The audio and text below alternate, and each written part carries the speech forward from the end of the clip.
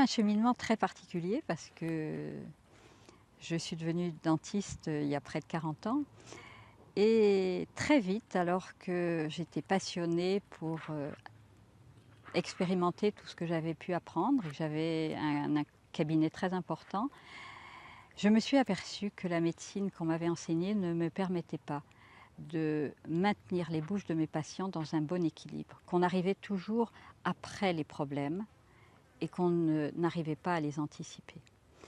Et comme j'avais personnellement dans mon cheminement une dynamique qui amenait chez moi une conscience que le corps est naturellement sain SAIN et SAINT, il y avait quelque chose qui n'était pas cohérent.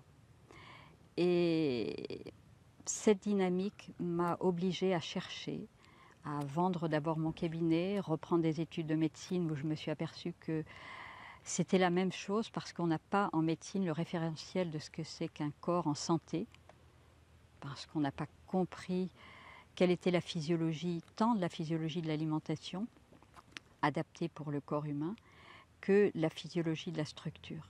Et tant qu'on n'a pas compris ça, eh bien, on est toujours à aller à peu près à trouver un équilibre.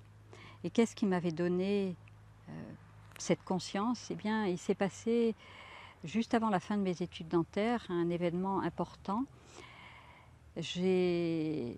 Pour avoir un enfant, changé d'alimentation. Je me suis mis à manger une alimentation vivante, avec des fruits et des légumes, et qui m'a permis d'accoucher dans la joie et le plaisir, sans douleur, avec un effort physique intense, mais sans aucune douleur.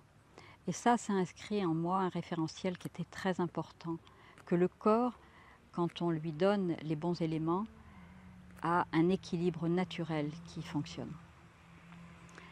L'autre élément que j'ai pu découvrir, c'est un élément qui est venu beaucoup plus tard, c'est la compréhension de ce que c'est que neurologiquement un corps humain. Un corps humain, c'est un tout petit bonhomme qu'on appelle l'homonculus de Penfield.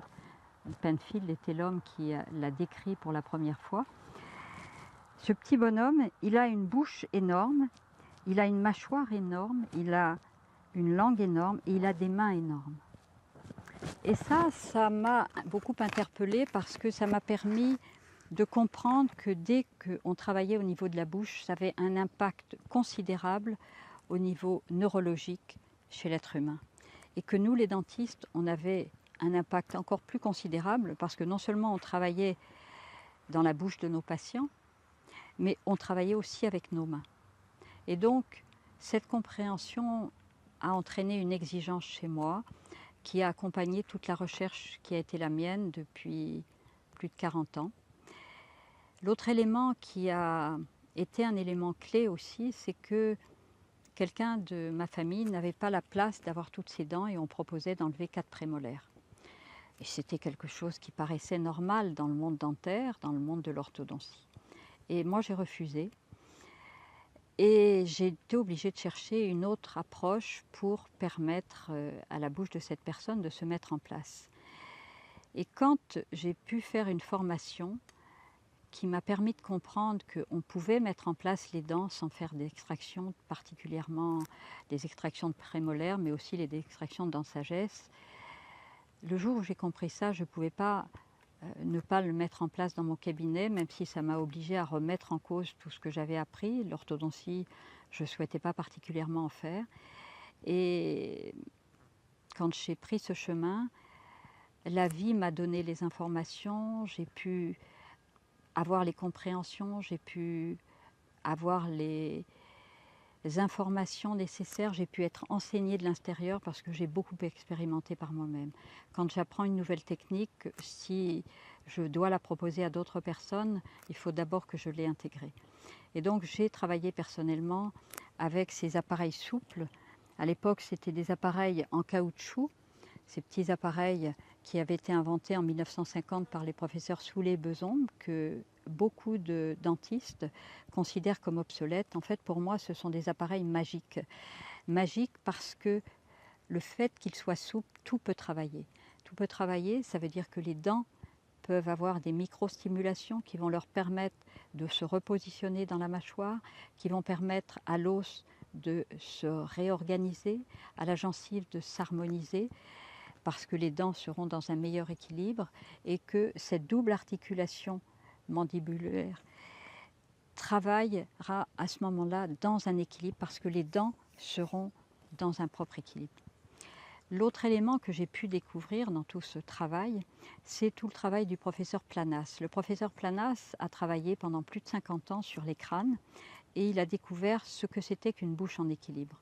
Une bouche en équilibre, non seulement elle peut ouvrir et fermer, mais surtout, elle peut glisser à droite tout en étant en appui à gauche et elle peut glisser à gauche tout en étant en appui à droite. Et ça, c'est considérable parce que tant qu'on n'a pas cette clé, on ne va faire que du bricolage en bouche parce qu'on n'a pas compris comment la bouche en équilibre se soutient elle-même pour se maintenir dans son état de santé.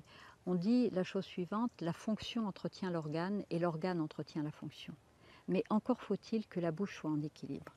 Et dans les populations archaïques, comme l'a découvert un des élèves brésiliens du professeur Planas, qui à la fin de sa vie lui a fait ce cadeau de, en découvrant les populations Yanomami, a pu constater que tout ce que le professeur Planas avait intuité, eh bien, on le retrouvait dans les bouches des populations archaïques. C'est-à-dire la mâchoire carrée et cette bouche équilibrée. Quand on glisse à droite, on est aussi en appui à gauche. Quand on glisse à gauche, on est aussi en appui à droite. Et c'est ça ce qui fait que, au lieu que la bouche, quand elle ouvre et qu'elle ferme, les dents se tapent les unes les autres, eh bien quand la bouche est équilibrée, à ce moment-là, en permanence, les dents se soutiennent les unes les autres et vont maintenir tant l'équilibre dentaire que l'équilibre osseux, que l'équilibre gingival, que l'équilibre de l'occlusion, que l'équilibre de l'articulation temporomandibulaire, laquelle articulation temporomandibulaire gère toute la posture du corps. Parce que au travers de la déglutition qui fonctionne 24 heures sur 24, 1500 à 2000 fois par 24 heures, cette articulation fonctionne et elle entraîne toutes nos chaînes musculaires. Donc, quand la bouche est en équilibre, comme on le retrouve dans les populations archaïques, eh bien, la bouche va se maintenir dans un état de santé. Quand elle n'est pas en équilibre, parce que les dents ont été rangées de force, elle va petit à petit commencer à se dégrader, soit au travers de caries, soit au travers de déchaussements, soit au travers de déséquilibres au niveau de cette articulation. Alors pourquoi les bouches de ces populations sont-elles en équilibre? Eh bien, plusieurs facteurs sont très importants. Le premier facteur est d'abord que les enfants dans ces populations sont allaités. L'allaitement maternel demande à l'enfant de faire une traction très importante au niveau des os de son crâne, au niveau de toutes ces chaînes musculaires concernées. Et donc, ça va faire déjà un premier développement de l'enfant. Le deuxième élément, c'est que l'enfant va être dans ces populations porté au contact peau à peau, qui va permettre un développement neuro-psycho-affectif très important.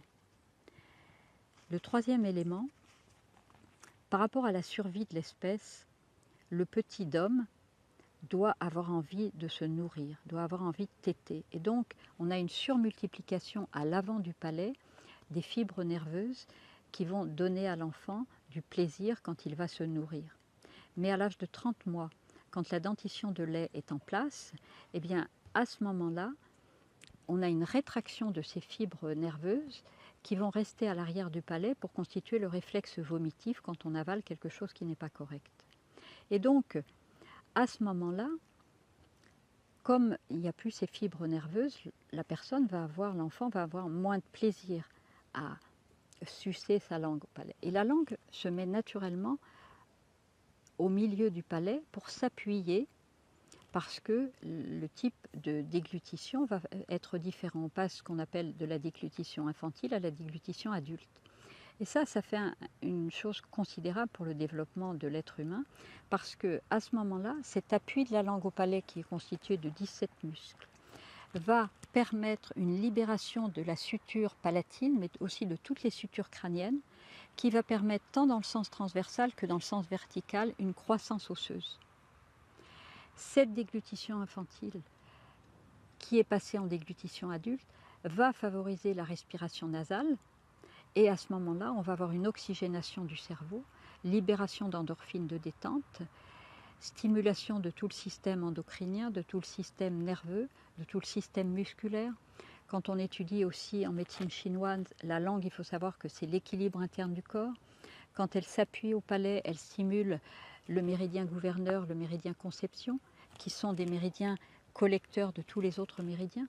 Donc, au travers de cette simple fonction qui est la déglutition, passer de la déglutition infantile à la déglutition adulte, toute la structure du corps se met en place. Et si on veut ranger des dents, alors que ces fonctions neurovégétatives que sont la déglutition adulte, la respiration nasale, la mastication et la phonation ne sont pas en place, c'est mettre la charrue avant les bœufs. Et à ce moment-là, quand ces fonctions sont en place, eh bien, la bouche des enfants va se mettre en équilibre. Si par hasard, la dimension verticale n'est pas suffisante, et bien à ce moment-là, il suffit juste de faire des petits collages sur les dents de lait, sur les dents qu'on appelle les 74, 75, 84, 85, et tout de suite, une bouche qui fonctionne, qu'on appelle en charnière, ouverture-fermeture, mais qui ne sait pas glisser, va retrouver sa fonctionnalité de pouvoir glisser à droite et à gauche, et à ce moment-là, l'enfant va retrouver une croissance normale. Et à ce moment-là, en retrouvant une croissance normale, en retrouvant un fonctionnement correct de la langue, eh bien, la bouche va pouvoir s'équilibrer. Alors, on est aidé aussi en ça avec ces appareils qui ont été donc inventés en France en 1950 par les professeurs Soulet et Bezombes, qui avaient cherché à mettre en place des appareils souples pour que les enfants ne les cassent pas. Et quand ils ont revu les enfants à la fin des vacances, ils ont été étonnés de l'ampleur des résultats qui dépassaient de beaucoup ce qu'ils avaient espéré. Et ils ont réalisé que en fait, ces appareils, du fait de l'écran buccal qui se mettait en place, eh bien, même chez un enfant qui était en respiration buccale, c'est-à-dire qui n'avait pas son cerveau oxygéné, à ce moment-là, l'enfant retrouvait une respiration correcte, une respiration nasale et une déglutition, commençait à pouvoir rééquilibrer une déglutition adulte. Et à ce moment-là, même un enfant qui était en déficit de ses fonctions neurovégétatives pouvait rétablir un fonctionnement normal. Il faut savoir que 70% des adultes sont toujours en respiration buccale, donc ça veut dire qu'ils n'ont pas un cerveau oxygéné, ils sont en déficit de détente, et ici, cette articulation est un lieu d'engrammement du stress. Donc, c'est quelque chose de capital de permettre aux gens de rétablir ces fonctions neurovégétatives.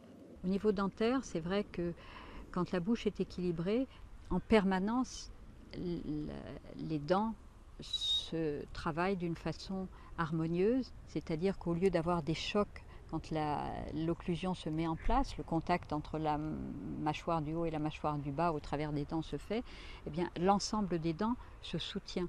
Et donc, il n'y a pas des chocs plus sur une dent que sur une autre. Donc, automatiquement, l'état des gencives est correct et l'os va en permanence se renouveler dans son fonctionnement, parce que l'os n'existe que parce qu'il est stimulé. S'il n'y a pas assez de stimulation, il va se résorber. S'il y a trop de stimulation, il va aussi se résorber. Donc, alors que quand il y a une stimulation équilibrée, eh bien, en permanence, il y a un jeu d'apposition et de résorption qui se fait. Les articulations aussi fonctionnent d'une façon équilibrée. Et toutes nos chaînes musculaires fonctionnent d'une façon équilibrée. Et beaucoup de problèmes de migraine, des problèmes de tension au niveau musculaire, des problèmes de stress, des problèmes de dépression s'harmonisent avec ça. Bon, ce n'est pas le seul facteur, c'est clair que l'alimentation joue aussi un rôle important, mais il faut vraiment prendre en compte comment la structure naturelle de l'être humain qui est basée sur cette articulation double, qui fonctionne 24 heures sur 24, entraîne un changement considérable dans l'état de bien-être de l'être humain. Alors, dans ce qui est venu pour moi, l'exercice que j'ai appris à mes patients et que je peux enseigner, que je vous partagerai, que n'importe qui peut faire même sans gouttière, c'est l'état de fonctionnement normal de l'être humain. Après, c'est clair qu'il y a des bouches où il y a la nécessité d'être accompagné par un praticien qui ait cette compréhension. Mais en fait, tous les praticiens peuvent l'avoir. Par contre, on ne l'a pas eu dans nos études à la base. C'est une recherche, c'est une démarche personnelle qui nous amène à un cheminement, à une compréhension différente. C'est clair. Mais n'importe qui peut en bénéficier, même les personnes qui auraient des appareils. Des personnes qui auraient des appareils complets, par exemple, ça veut dire que leur bouche n'était pas fonctionnelle, sinon ils auraient gardé leurs dents. Et donc, de travailler avec ces petits appareils, avec ces gouttières, c'est vrai que ça leur permet de réoxygéner leur cerveau. Beaucoup de problèmes d'apnée du sommeil, des problèmes de bruxisme peuvent vraiment être améliorés d'une façon considérable avec cet exercice et avec le port de gouttières souples qui sont maintenant dans un matériau différent, qui sont en stamilène, qui sont plus confortables. Et il y a des expérimentations maintenant dans les services hospitaliers où avec ce port de l'appareil, on arrive à réduire considérablement et pratiquement voir disparaître les apnées du sommeil.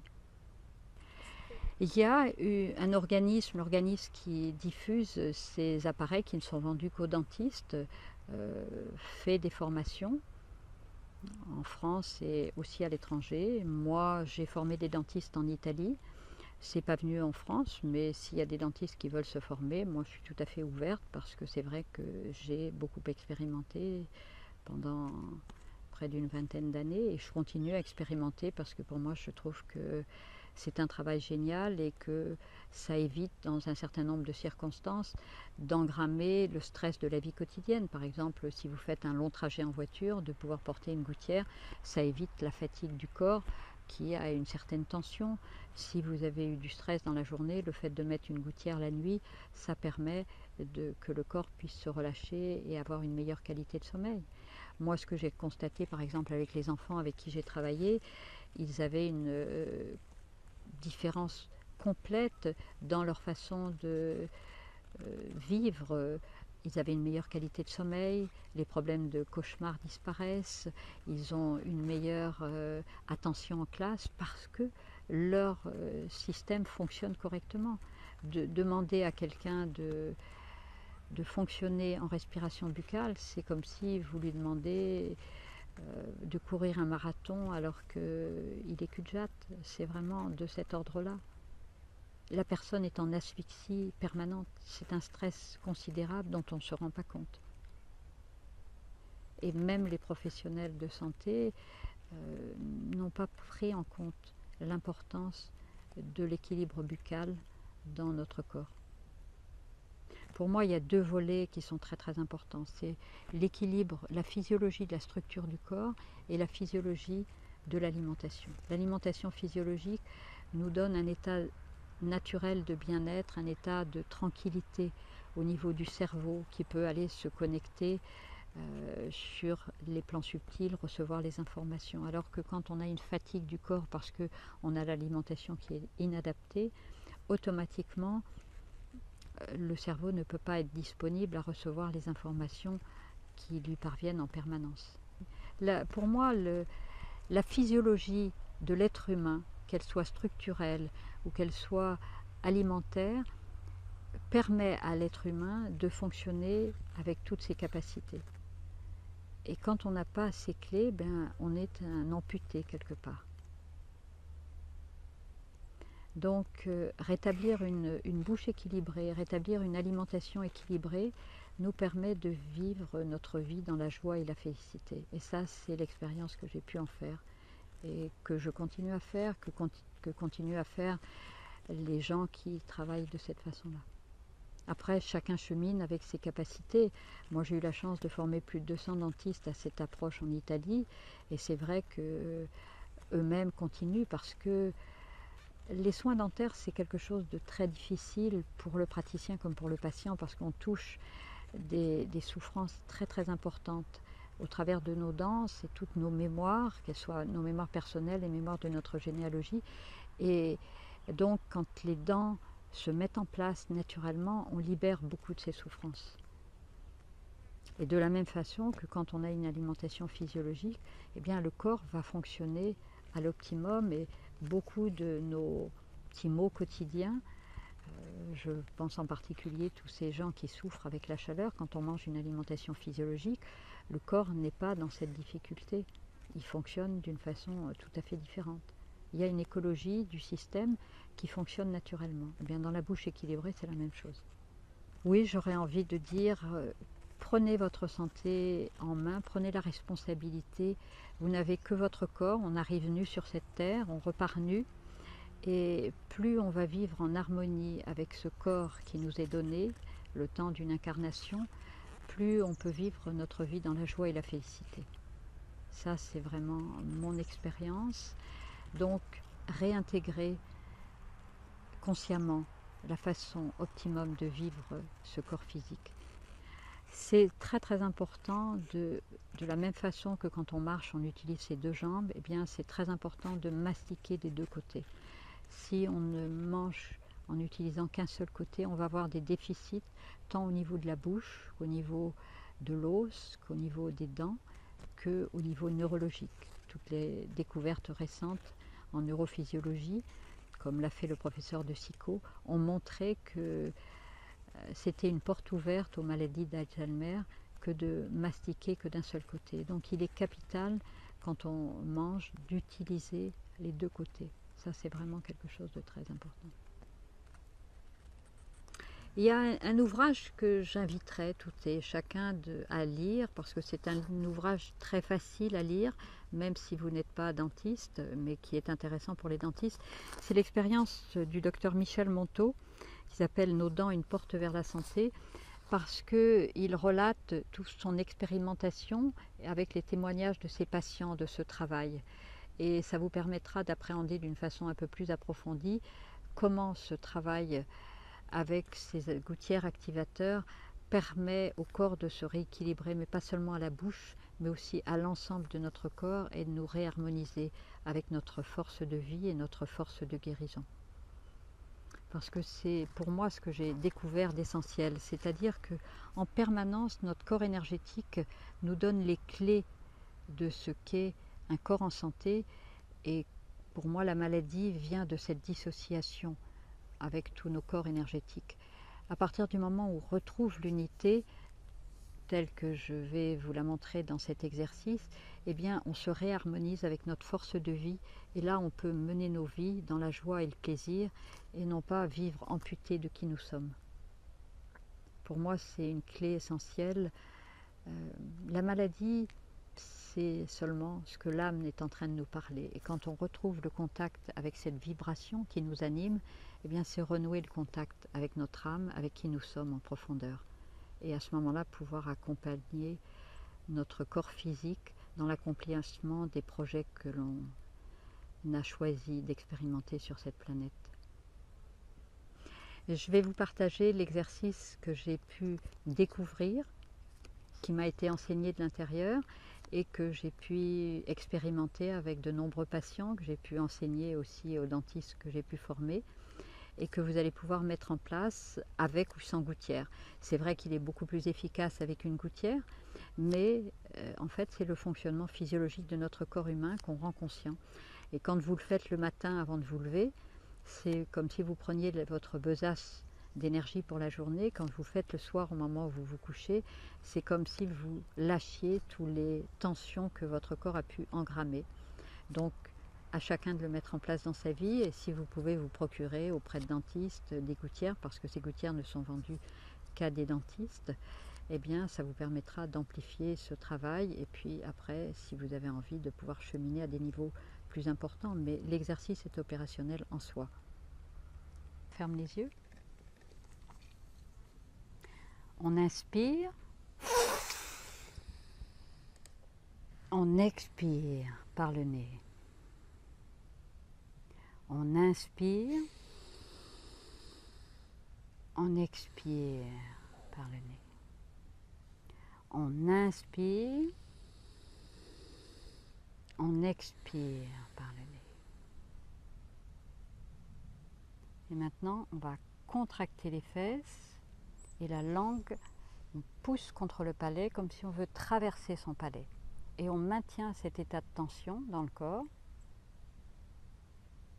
Puis on relâche comme si on était une poupée de chiffon. n'y a pas besoin de se soulever trop, c'est vraiment un état de contraction à partir de l'intérieur. Et là, on détend jusqu'au bout des orteils, jusqu'au bout des ongles, jusqu'au bout des cheveux. Et on repart. Contracte les fesses, la langue, on pousse la langue au palais et on maintient. Et on va relâcher. Et on détend tout le corps. Et on repart. Contracte les fesses, la langue.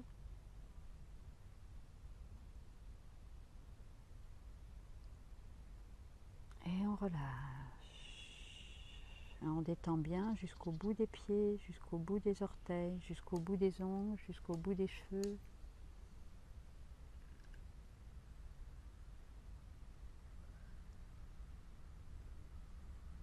Et on repart. Contracte les fesses, la langue.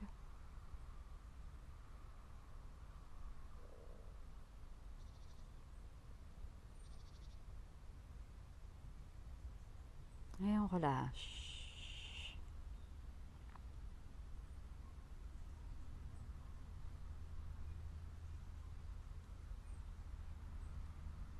Contracte les fesses, la langue.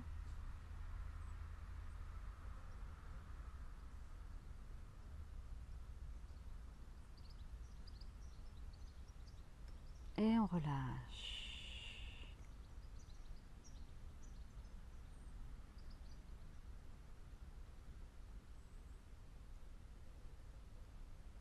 Contracte.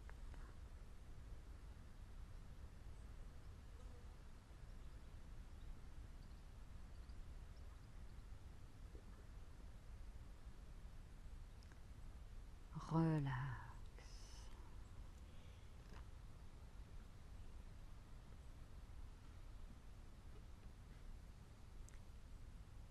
Contracte.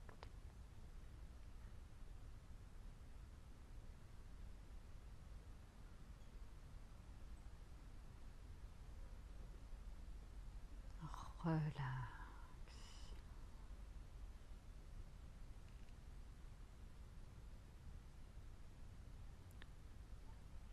Contracte.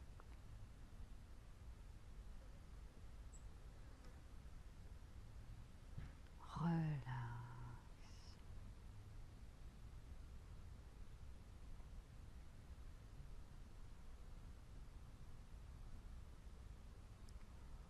Contracte.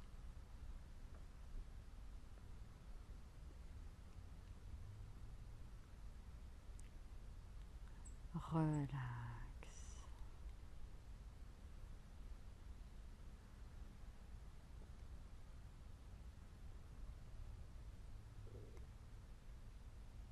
Contracte.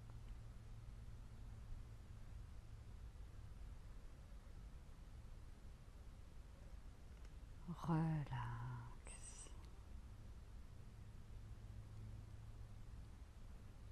Une dernière fois. Contracte.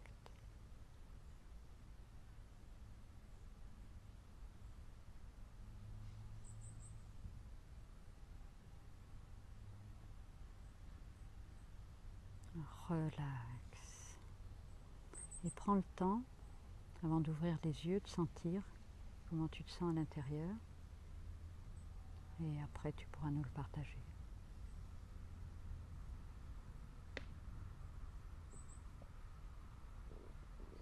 Et quand tu voudras, tu peux ouvrir les yeux.